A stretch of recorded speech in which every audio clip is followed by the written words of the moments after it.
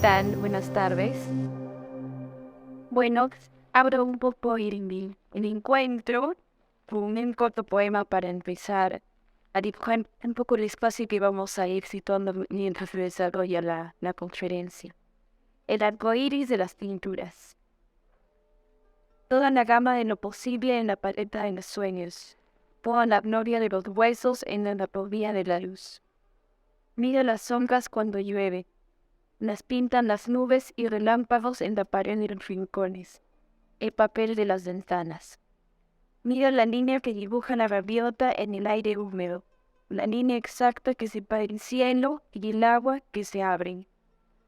Hay un poema que el color escribió sobre la piel del tiempo.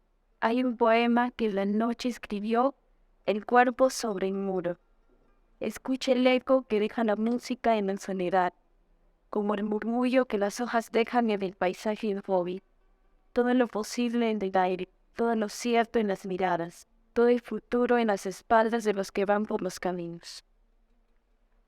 Bueno, eh, agradecemos a la Universidad San Pablo y al Centro de las Artes por colaborar con el inicio de este evento, porque podamos hacer el encuentro y que todos puedan estar participando.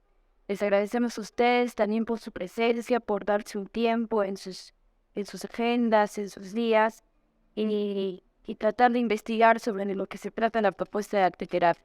Quiero presentarles a Nikeri Suel, con estudios de música y psicología, psicoanalista, desarrolló la formación personal dentro del ámbito de la pedagogía, el arte y la clínica.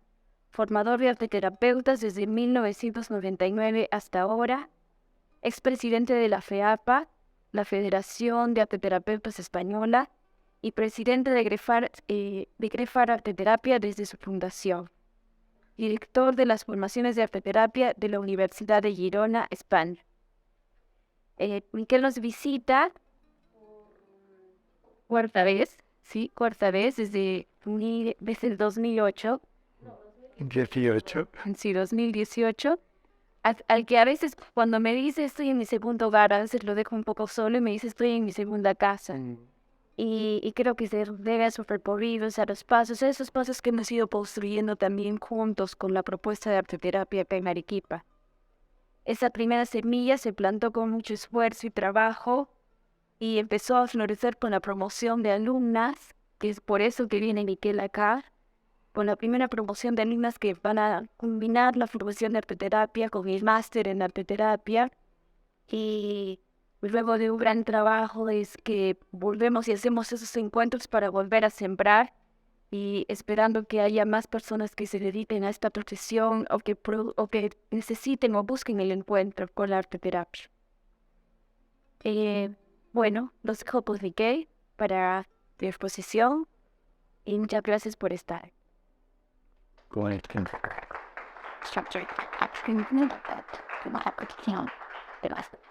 Bueno, aunque sea un poco reiterativo, yo también quiero dar las gracias a la Universidad San Pablo por prestarnos el local que nos convoca en este momento. Gracias también a Stephanie porque ella es muy modesta y no ha dicho mucho de sí misma, pero ella es la coordinadora de Grefar en Perú y también la coordinadora de la formación que estamos haciendo. Ella tiene un largo recorrido, hizo sus estudios en España y luego se empeñó en desarrollar la formación aquí y la verdad es que lo hizo con bastante éxito porque ahora la primera edición del máster virtual va a salir gracias a ese empeño y a la colaboración obviamente de todos los profesores y profesoras que están facilitando dicha formación. Entonces, situado esto, viene lo difícil, porque cuando uno quiere transmitir alguna cuestión referente a su propia profesión, algo que lo ha convocado y en mi caso también conmovido más de una vez, lo cual me ha permitido estar aquí de este modo comprometido con mis alumnas y también con ustedes en esta charla. Esto que convoca en el arteterapia, al final convoca, pero no sabemos a quién y a qué convoca. Ustedes vienen con a lo mejor con determinado conocimiento de lo que es el arteterapia, pero veo caras que dicen no, seguramente. Pero en todo caso hay un imaginario, arte terapia, ¿no? Es algo un poco parecido a las personas que vienen a formarse. Curiosamente, nosotros tenemos alumnos que se han formado en psicología, que se han formado en bellas artes, pero también se han formado dentro del campo del trabajo social y también hay investigadores, gente que viene del campo del derecho. Tenemos curiosamente también arquitectos y urbanistas. Hay algo que convoca, ¿no? En esa búsqueda personal de qué. Eso es lo que vamos a intentar conversar un poco entre todos y entender, por lo tanto, cuál es la propuesta y qué es lo que la arteterapia puede proporcionar a este mundo que está tan lleno de tantas propuestas, ¿no? Y curiosamente la arteterapia está más desde el lado de vaciar que desde el lado de poner y poner y poner y poner más cosas. Por ejemplo, decían que Miguel Ángel se enfadaba mucho delante del bloque de mármol que tenía que esculpir, porque decía que el mármol le impedía el contacto con su obra, ¿no? Con su estatua. Sacar y convocar, sacar y traer. Bueno, no sé a quién me dirijo, por lo tanto, no sé qué es lo que les convoca. Hay una cierta impostura de hablar de algo sin saber si les va a interesar o no, pero yo intentaré en mi transmisión que pueda llegar a formar parte de su interés y también les convocaré luego para que puedan eh, traer sus preguntas y entre todos hagamos esta trama, ¿no? Este hilo. Primero una cuestión muy concreta. Claro, la arteterapia trabaja con las personas y trabaja con qué? Trabaja fundamentalmente con lo que es la capacidad creadora de las personas. Pero ¿cómo explicar eso? Pues miren, hago un inciso y les voy a decir de qué se trata. Cada uno de ustedes tiene una hoja en blanco, ¿sí? Yo les voy a proponer que hagan una escultura. Que hagan una escultura mientras escuchan la charla, que hagan una escultura. Lo que fuere. No tienen que hacer papiroflexia. Si quieren hacer papiroflexia, la pueden hacer también, lo que quieran, pero algo que les lleve a coger, a hacer, a tocar, porque luego vamos también a ser convocados a un encuentro a partir de esto. ¿Sí? El papel, claro, es para escribir, pero el papel se puede oler, ¿no? Te puedo escuchar el sonido. Nosotros tenemos la costumbre de usar los materiales, pero la arteterapia lo que propone siempre es relacionarse con los materiales. Ya ven que es un mundo un poco distinto en el que normalmente vivimos, del uso a la relación. ¿Sí? Y eso se puede decir desde muchos lugares, el uso de las personas a la relación con las personas, del uso con los materiales a la relación con los mismos. Pero ¿de qué persona tratamos? Es un poco de teoría, pero será una teoría muy sintética. Imaginemos que el ser humano, cuando está en el vientre de su madre, está protegido de todo. No tiene que respirar, no tiene que alimentarse, está protegido también en esa ingravidez. Por lo tanto, está dentro de un útero que abastece todas sus necesidades. Pero cuando nace, ¿qué ocurre? Ahí hay un corte. El bebé tiene que empezar a respirar, tiene que empezar a alimentarse, está sometido a la gravedad y también, por lo tanto, a las fantasías de caída, de pérdida de soporte, etcétera. Y hay una cesura muy importante, pero ¿cómo sobrevive el bebé? Pues por los cuidados, obviamente, de la madre, ¿no? Porque la madre interpreta al niño y dice, llora, llorará porque tiene hambre. No, no, resulta que llora porque ha comido demasiado y llora porque tiene frío. ¿Por qué no?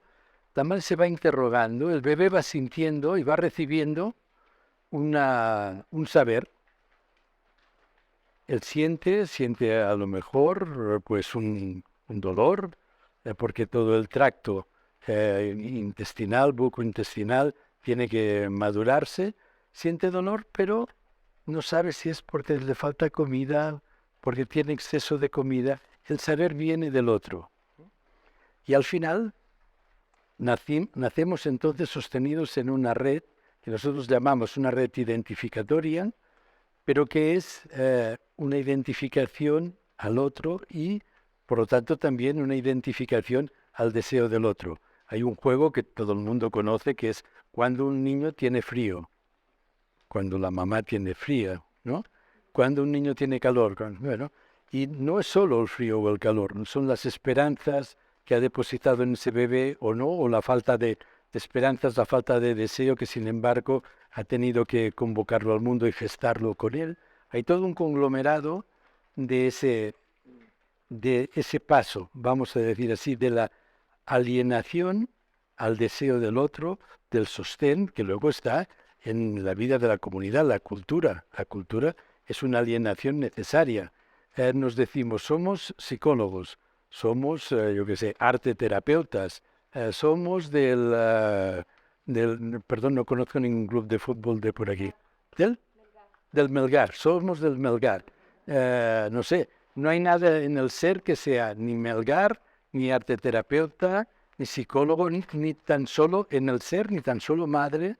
No, no hay nada en el ser que sea eso, pero sin embargo nos sentimos culturalmente pertenecientes a una red. Eso no es que sea ni bueno ni malo, eso es un hecho, eso es así, y eso nos sostiene en la búsqueda de un desarrollo colectivo, pero también en la medida en que tenemos esa identificación, y las identificaciones pueden ir a lugares más complejos, por ejemplo, a la ideología, ¿no? Donde ahí hay un sustrato en que el sujeto ya, su pensamiento, su subjetividad, casi puede llegar a desaparecer. Pero bueno, digamos que la identificación es necesaria para construir una sociedad, para sentirse comprometidos, para participar de unos valores sin ninguna clase de dudas. Pero también al mismo tiempo hay esa doble tensión, como digo, entre una identificación que nos da una red y una pérdida de subjetividad, ¿no? Imaginemos, si tenemos una posición muy ideologizada, algo de la capacidad de pensar, una capacidad de pensar propia, se pierde, ¿no? Entonces hay esa doble línea de tensión, la identificación y el proceso de desarrollo subjetivo. Bueno, el ser humano, pues al final adoptará cuestiones de la mamá, del papá, y aunque no lo pueda reconocer en él, seguramente, si tiene un cierto criterio, se dará cuenta de que él reproduce cosas que sus padres le han transmitido y a veces le han transmitido sin saber que esa transmisión era así. Esto acontece, pero también hay algo que no solo es esa sed identificatoria donde el bebé, vamos a decir así, chupa esa cuestión de lo que los padres le transmiten, sino que también tiene un proceso de maduración, tiene un proceso de creación que es innato en todo ser humano. Sabemos que nacemos con un código de conductas abierto, ¿no? Los caballos se ponen, a los pocos instantes se ponen de pie, ¿no? Y son capaces de andar. Un bebé, con mucha suerte, andará ¿qué? A los 11 meses, 12 meses, ¿no? Bueno, eh, venimos con las conductas menos marcadas y eso nos lleva a la posibilidad ejerciente de poder desarrollar un panel mucho más amplio, un registro mucho más amplio de conductas y por lo tanto también de participar activamente en lo que es lo fundamental para la arteterapia, que es sentir que la existencia que vivimos no solo es la que hemos heredado y de la cual podemos participar y no solo participar, sino aportar algo, sino que somos capaces de crear algo de la existencia que vivimos. Crear algo de la existencia no es inventar, es sentir que la vida vale la pena de ser vivida. Y eso no me parece que sea algo tan fácil ni que nos pase cada día. Por muy cuidadosos que seamos con con nuestro ser padres, ser hijos, con la profesión que tenemos, al final del día uno dice, ¿qué ha sido vital para mí de lo que he vivido? No sé si todo el mundo y todos los días uno puede decir que sí que ha existido algo de eso. La vida ofrece muchas cosas y también convoca a un precio, que es cerrar algo de esa capacidad creadora que el ser humano tiene. La arteterapia lo único a lo que lleva es a sentir lo que les he dicho, que la vida vale la pena de ser vivida. Y que no solo vale la pena de ser vivida, sino que la vida que uno vive, aunque sea parcialmente, la construye uno. Es capaz de construirla uno. Y ese aporte, que es singular y propio, también poder comunicarlo y a partir de ahí relacionarse con los demás. Bueno, entonces, la arteterapia tiene una parte que efectivamente es una psicoterapia, pero una psicoterapia basada en qué? Una profesión, yo por ejemplo soy psicólogo, ¿no? Psicólogo clínico, eh, atípico, podría decir. Eh, Algunas de mis alumnas se ríen, porque ellas son psicólogas clínicas y seguramente por eso se ríen de mí. Pero un psicólogo tiene un paciente y lee unos signos. Lee unos signos, ¿por qué?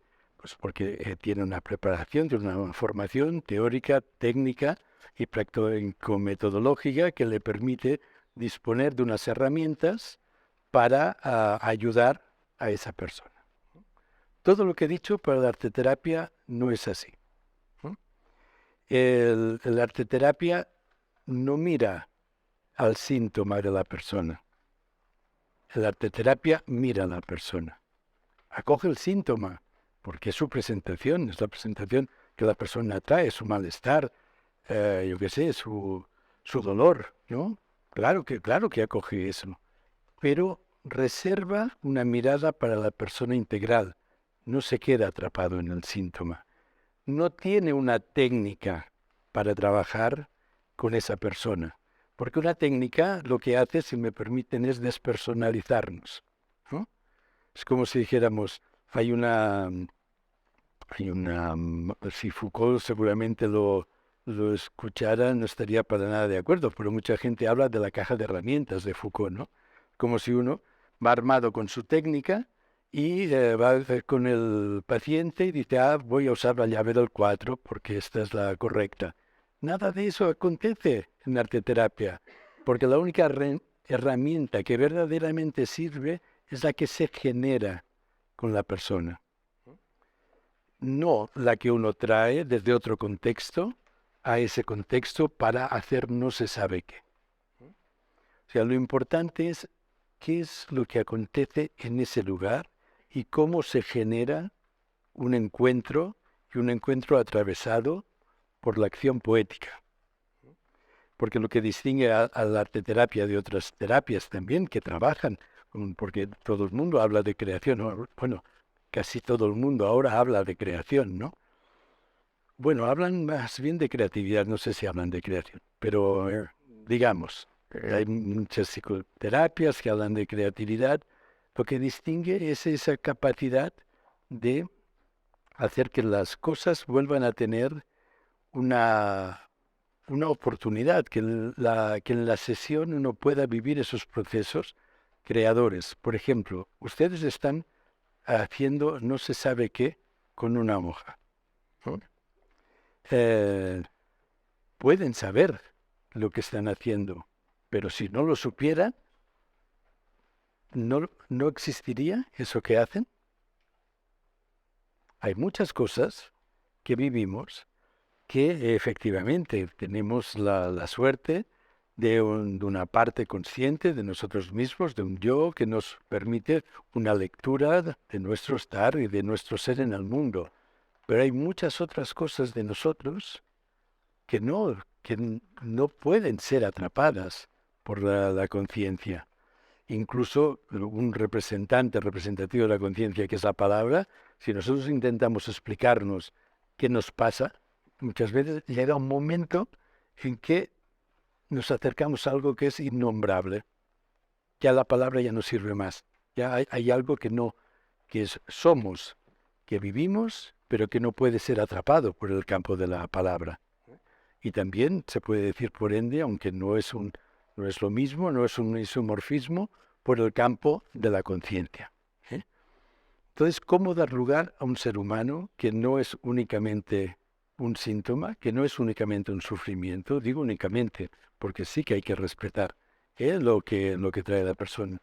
¿Cómo tomar eso y cómo ver que esa persona tiene en sí misma una capacidad creadora que no está mermada por ningún sufrimiento, que no está adjudicada a una edad entre los 4 y los 18 años, le estoy diciendo una tontería, que no tiene que ver con si la neurosis sí, la psicosis no, o no. Los verdaderos creadores son las personas en psicosis, porque yo oigo de todo a ese nivel.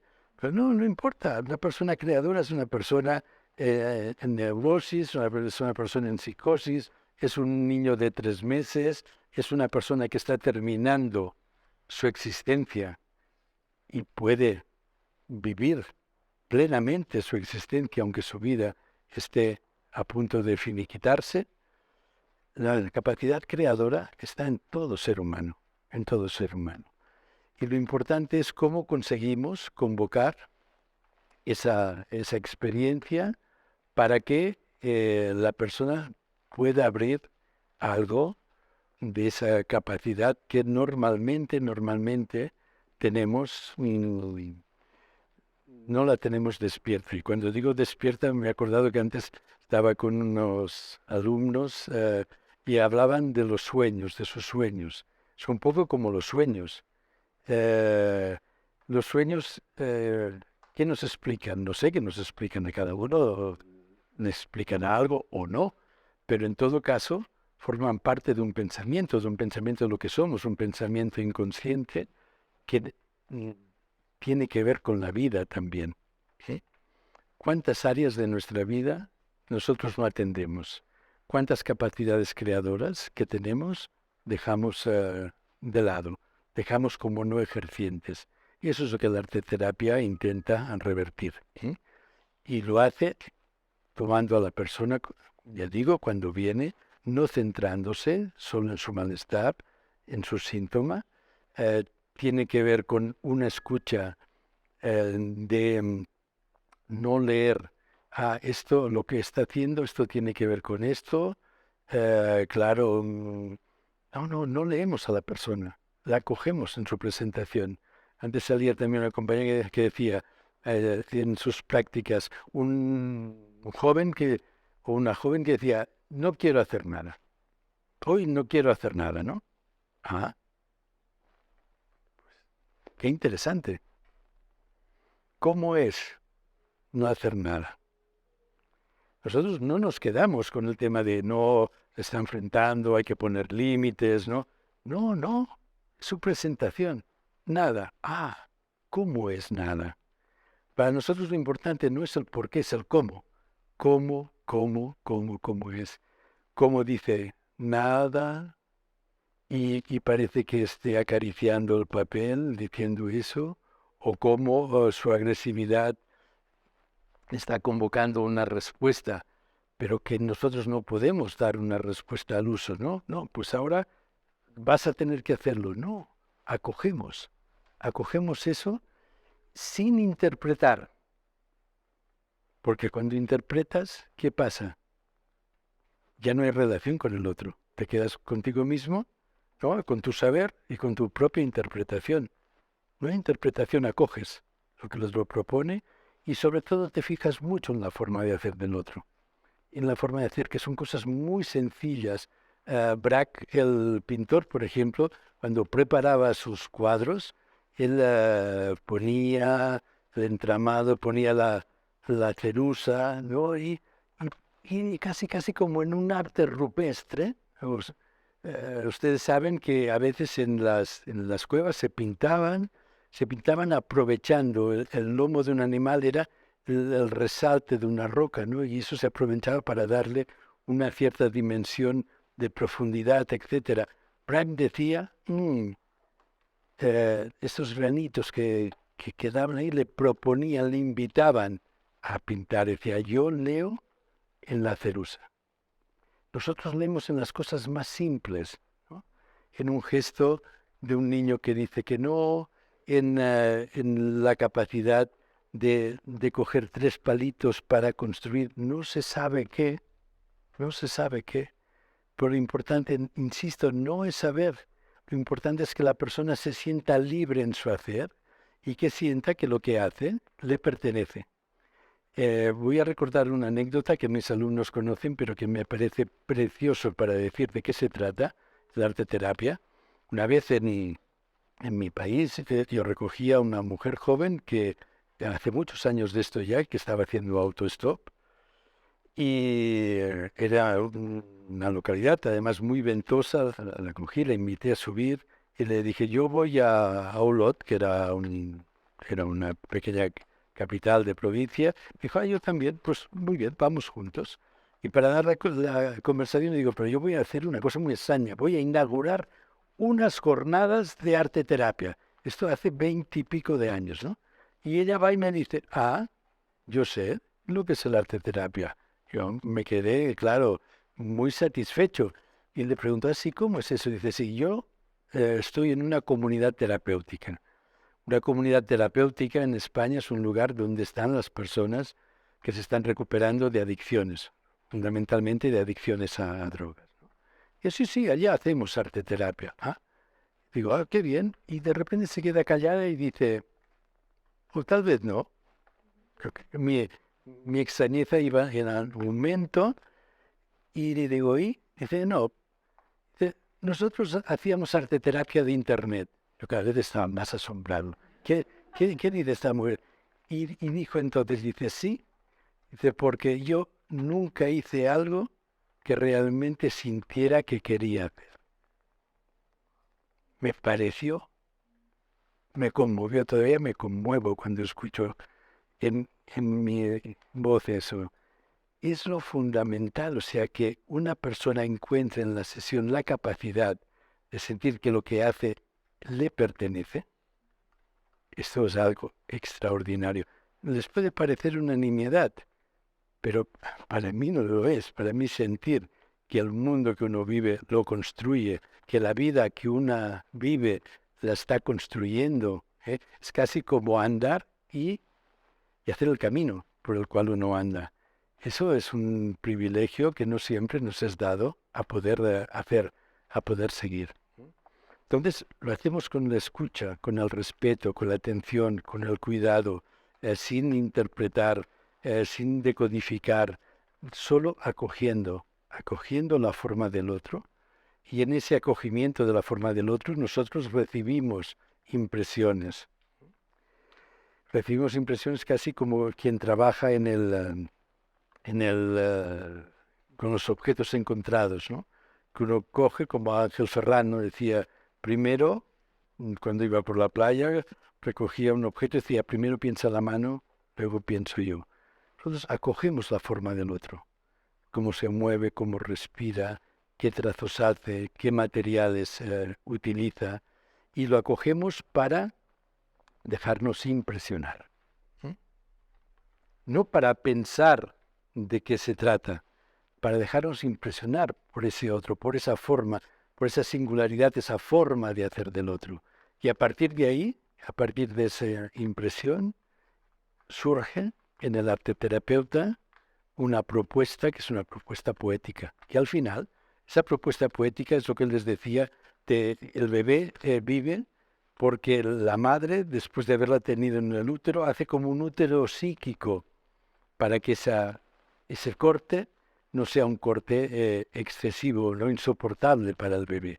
Pues ese útero psíquico, de alguna manera, y conservando todos los matices, es lo que la arteterapia propone. Un lugar para que la persona pueda ser creadora y para que pueda desarrollar esas capacidades que normalmente no están a disposición de ser escuchadas, de ser acogidas y de ser alentadas. Gracias a todos. Muchas gracias.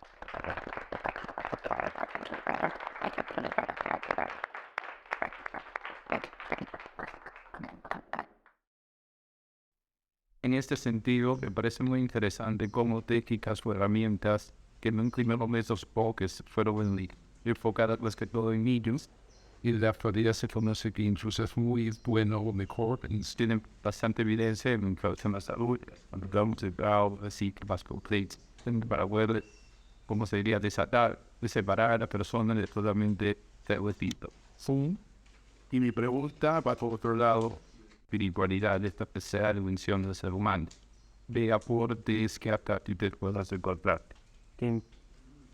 Hay personas que no resisten mancharse las manos con el barro, pero en cambio pueden modelar cosas extraordinarias en plastilina. O sea, por eso digo, no se trata de unas técnicas universales, ni la de la caja tampoco. Se trata de la escucha, de una escucha muy fina con la persona para ver qué elementos a ella le ayudan a abrirse, abrir. Ese es el punto. Y luego, respecto a la espiritualidad, bueno, pues realmente, ¿qué decir, no? Es una espiritualidad que no tiene que ver con la religión. Puede ser espiritual hacer un haiku, seguramente, ¿no? Puede ser espiritual construir una cosita con ramitas y hojitas, seguramente. Una persona puede sentir que pone el dedo en un trocito de plastilina y poner ese dedo, ¿no? Y modelar eso le permite sentirse más ligero, más equilibrado emocionalmente, ¿no? Sentir que puede respirar desde otro lugar. Para mí, la espiritualidad es la capacidad del ser humano de sentir que es capaz de estar vivo. Esa es la espiritualidad. De que está vivo y de que puede estar real en su existencia. Eso para mí es la espiritualidad en arte terapia.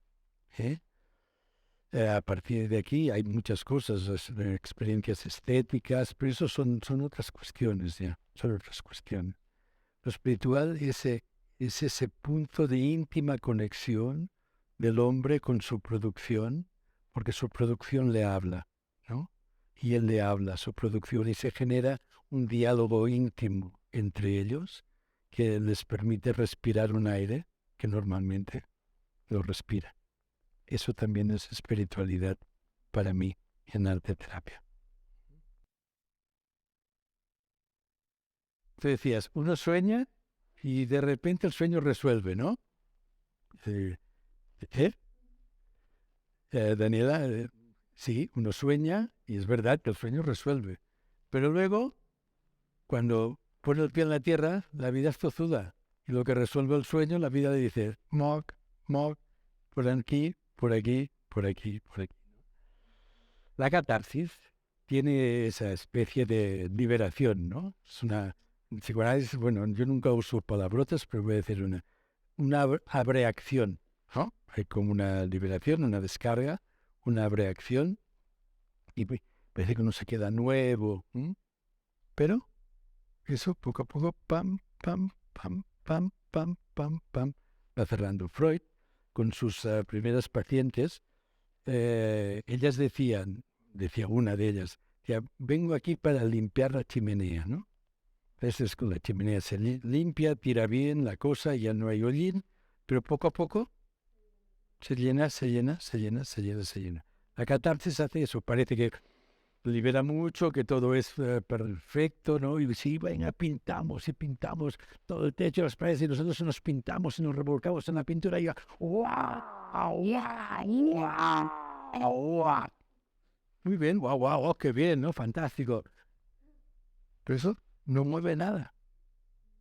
Eso no mueve nada. Hay otra cuestión que es la elaboración, ¿no? Y la elaboración sigue otros cursos. Eso no cambia subjetivamente a las personas tampoco. Eso no te da elementos para mirar la vida desde otro lugar. Has estado en un festival, fantástico, pero eso no te habilita para ver la vida desde otro lugar. No construye. La catarsis no construye nada. ¿Y cómo se para no caer en eso como anfitrión? Estudiando arteterapia como haces tú,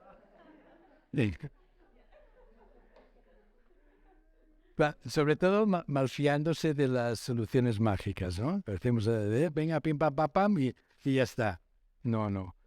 Todo es trabajo, trabajo, trabajo, trabajo, escucha, atención, cuidado, respeto, ajuste, ¿no? Y eso siempre, constantemente, constantemente. O sea, piensen que un paciente, Freud decía, con cada paciente se tendría que volver a reescribir la teoría.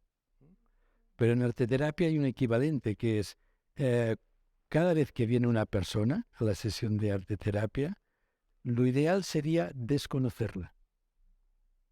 No saber ya cómo es, cómo hace, cómo funciona. No, no, no, no. Que fuera alguien que tuviéramos la capacidad de desconocer para volver a convocar ese acto creador. Y no leer desde determinados lugares. Pero eso implica mucho trabajo para estar abriendo, abriendo, abriendo.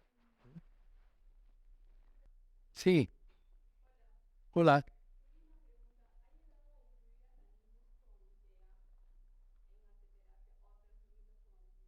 Sí.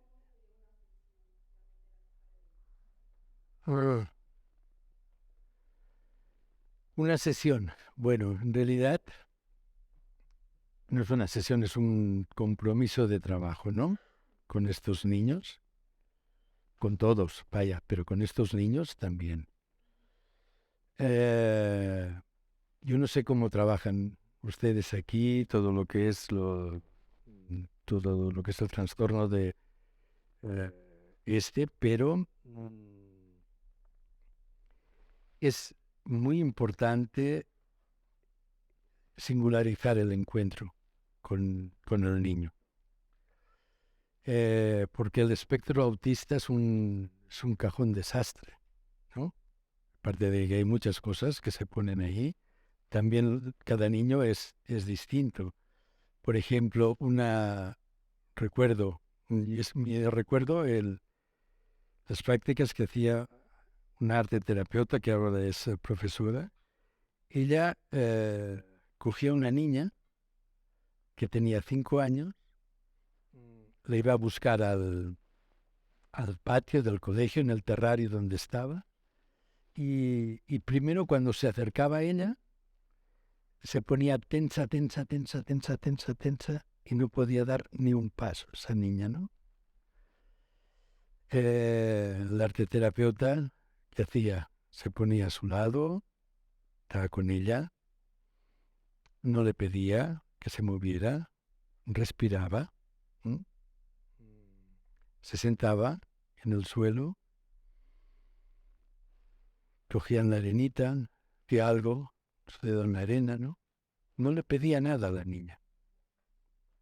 le aportaba una presencia que no era una exigencia. Poco a poco, esa niña empezó a ir a la sala donde se hacía la sesión de terapia, pero estoy diciendo una tontería, porque en el terrario ya se hacía la sesión de terapia, aunque no se estuviera en la sala. Y la niña cogía un puñadito de tierra, que era su condición, puñadito de tierra para poder seguir al arte terapeuta. Y después de un tiempo, esa niña fue capaz de coger y de abrir su manito, ¿se dicen aquí? Manito, de abrir su manito y dejar caer poquito a poquito la tierra. Y un poco más adelante cogía la tierra y la ponía un poquito en una silla, un poquito en una mesa, y empezó con la baba, a hacer saliva, con la saliva, a hacer dibujitos en una mesa, en la pizarra. Usted me dirá, ¿y? Pues, ¿y? ¿Eh?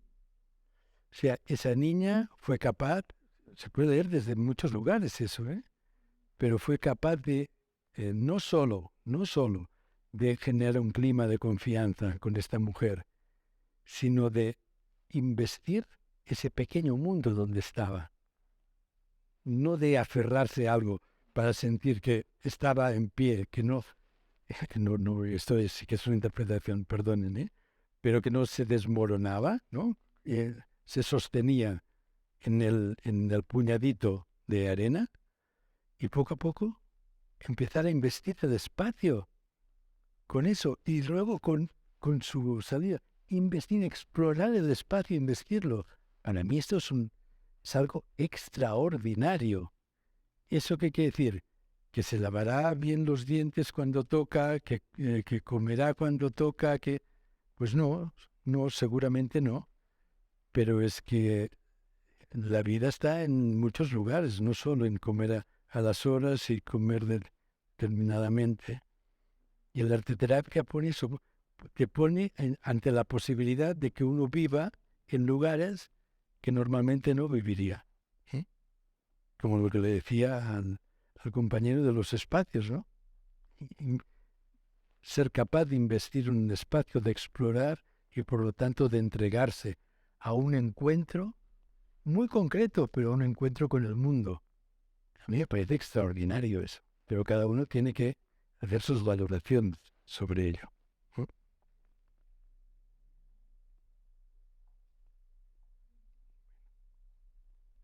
Sí, buenas tardes. Mi pregunta va hacia el trabajo en grupo. Como ha mencionado ahora, en la arteterapia se da un enfoque a la singularidad, ¿no? Que es necesario, creo, en cualquier terapia para que la persona se sienta comprendida y sea la terapia la que se adapte a la persona. Pero cuando trabajamos con grupos, por ejemplo, grupos de niños o grupos de adolescentes, ¿hay alguna estrategia o estrategias que puedan servir más para poder llegar a ellos? conectar con ellos mediante la arteterapia? Sí, claro. Pero una cosa, la psicoterapia no se hace a alguien, se hace con esa persona. Y por lo tanto, esa persona, el que sea, ¿no? El pequeño paciente o quien fuere, ella está haciendo activamente la psicoterapia.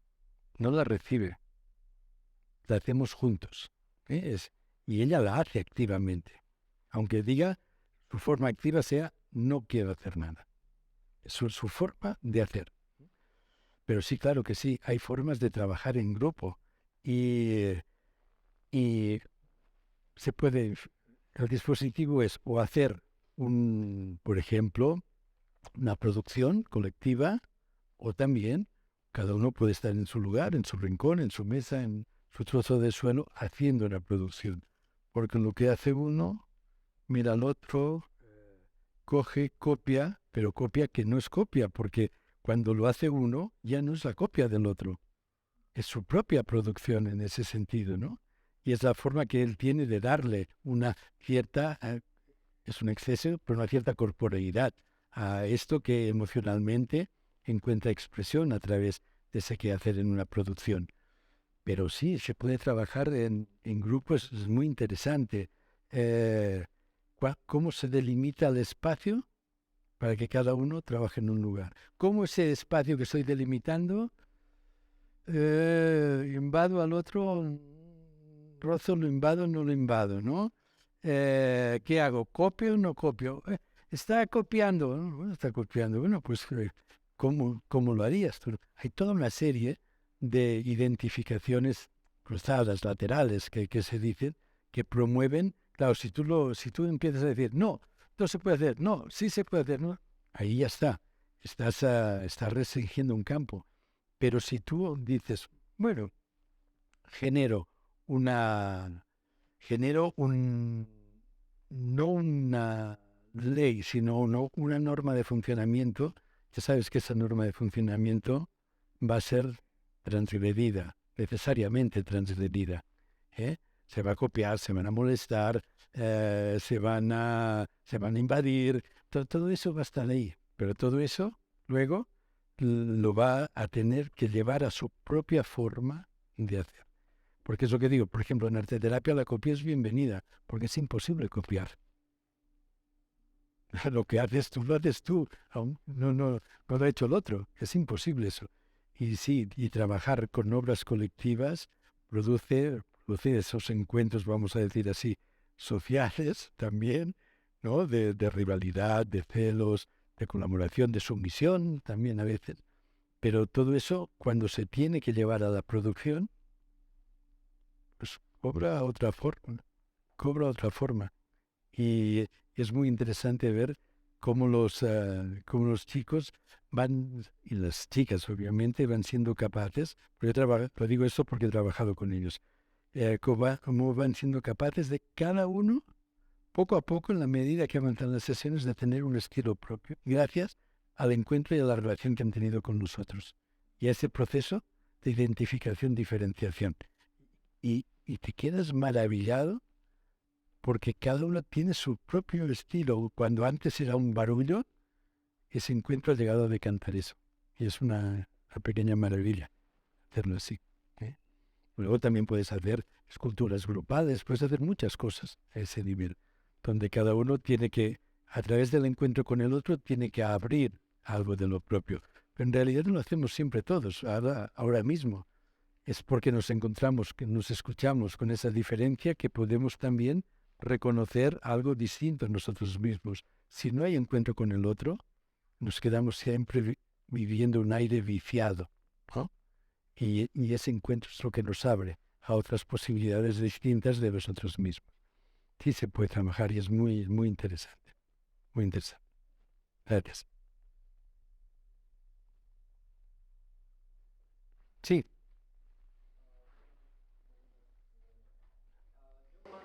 Que todo es como también un comentario con lo que dice usted. Hace poco nada más estuve en un voluntariado y trabajaba con niños que nos ayudaba en lo que es deporte. Y eso es lo que usted dice, ¿no? O sea, yo más que todo siempre me dicen, ¿no? Que hay una dificultad con ellos porque a veces no todos te hacen caso o hacen lo que se ha establecido en ese momento. Y pues tratar de coordinar con ellos qué vamos a hacer y siempre hay uno o dos que hacen algo distinto o es que no, pues yo trataba de decirle de la mejor manera o hacer algo entretenido para que me entienda o pueda practicarlo y no lo hacía.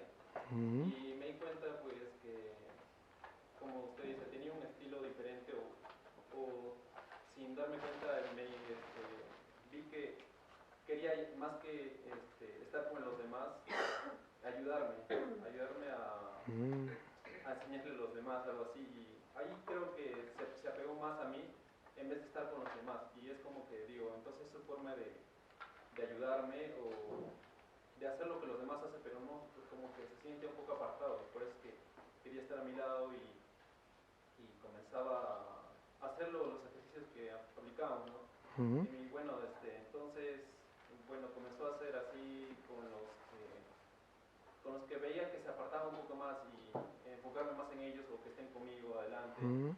Y veía que así funcionaba y es como que, como usted menciona, tal vez un estilo propio o algo así como que ellos se sentían más pertenecidos al grupo, no sé, pero Mm. es algo así como Mm. Mira, mira, hay algo que es importante y es que todo el mundo, me parece, ¿eh? A lo mejor no es así, pero todo el mundo deseamos ser escuchados. Ser escuchados, ser atendidos, no juzgados, ser escuchados. ¿Mm? Y cuando somos escuchados, cuando realmente sentimos que tenemos un lugar en el otro, no un lugar del juicio, que por lo tanto de la separación, ¿sí? Sino del acogimiento a través de la escucha, algo en nosotros empieza a funcionar de manera distinta. Escuchar es escuchar sin juzgar, acoger. eh, lo que el otro hace tiene sentido para él, que es para quien lo tiene que tener, ¿no? Y si nosotros acogemos eso sin juzgar, el otro va a sentir que puede tener una oportunidad de relacionarse con nosotros. Vale la pena explorar eso, ¿sí? Seguramente. Sí. ¿Hay alguna recomendación por ahí la cantidad de opciones de materiales que se le pueden dar a un grupo de niños? Opciones de materiales. No a todos, por ejemplo, si yo voy a trabajar con arcilla, Mm. pero no todos los niños quieren arcilla, Mm. quieren otra cosa. ¿Cuánto tipo de material puedo ofrecer al grupo para que pueda escoger? ¿O no hay un límite? Bueno, al final, con un lápiz y un papel se pueden crear universos, ¿no? Y no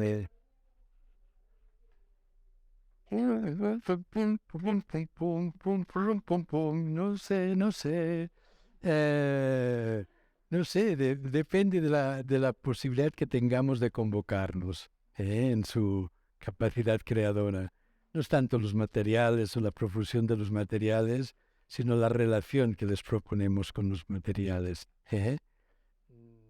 No, pero es cierto que hay personas que tienden más hacia objetos más duros o objetos más blandos, y ahí estará la escucha de cada uno para ver, ¿no?, qué es lo que es facilitador para el otro. Pero sobre todo lo que es facilitador para el otro es eso, es ser capaz de escuchar su forma de presentación y cómo de ahí estirar de un hilito muy fino, muy fino, muy fino para invitarle a que entre a explorar esas cosas, ¿no? Los materiales te diría que son más importantes tal vez de entrada. Que hay niños que les gusta pasarse la ranita, ¿no? Porque les recuerda algo muy, muy infantil, ¿no?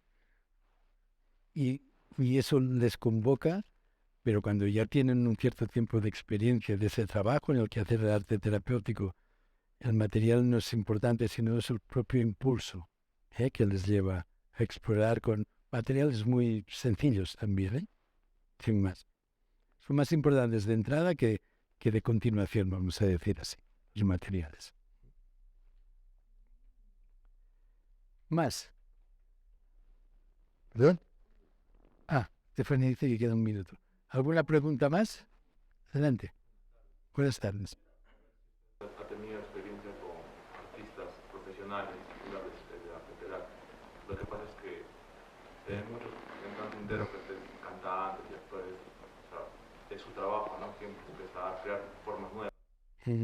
Pero también puede representar un vacío que hayan hecho terapia. En ese caso se regresa a lo básico o cómo sería de total. Bueno, la verdad es que yo solo tuve un encuentro una vez que salió fatal. Salió fatal. No era arte terapeuta entonces, ¿no? Y, y no era dentro de una cuestión. Yo soy psicoanalista durante muchos años y arte terapeuta, ¿sí? Y se me ocurrió en un vernissage, me invitaron a un vernissage y luego fuimos a cenar. Y le pregunté a un artista cómo era, ¿no?, que hacía eso, que estaba, esa pintura que hacía. Y él, con mucha corrección, me contestó. Y al día siguiente escribió un correo al galerista, que era amigo mío, diciendo que lo había pasado fatal, fatal en esa cena. Dice, porque él ni sabía ni quería saber cuál era su proceso creador. Es más, que si pensaba que sabía sobre su proceso creador, su capacidad creadora desaparecería. Y que se había pasado tan mal. Pero eso solo le pasa, con perdón, lo digo con cariño, también a la gente neurótica, que cree que si sabe de él, su fuente se va a secar. No es verdad. La fuente es siempre constante. Solo hay que saber ir a buscarla. Y los artistas seguro que también pueden encontrar algo de renovación, pero no tanto en su arte, sino en su vida, que es lo más importante, y desde el punto de vista arte terapéutico. Gracias. Bueno, gracias a todos. Muchas gracias.